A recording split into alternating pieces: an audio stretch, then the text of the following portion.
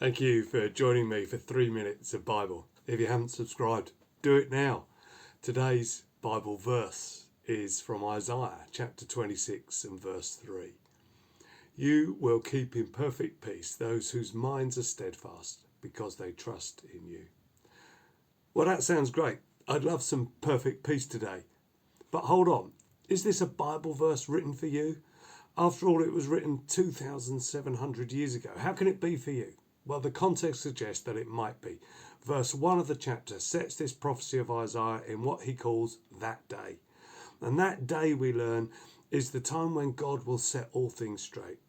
It's a day that other biblical authors talk about. It's a day Jesus talked about. One day, Jesus himself will return and set things straight back to God's standards. For those who trust in God, that still future hope should bring peace. But the question still remains if this peace is for today, and I mean the day that I'm about to face. For me, I'm off to work soon.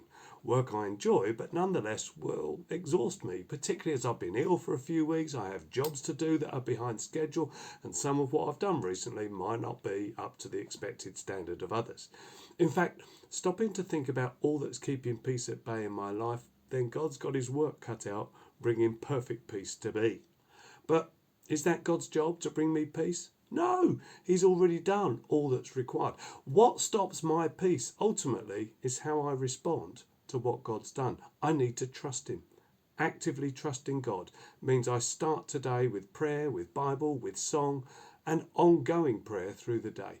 I remind myself that all will be well because all this is very temporary in the light of the eternity of goodness that will follow that day when Christ returns and sets things straight.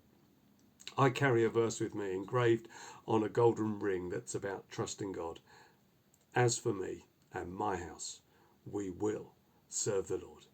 God bless.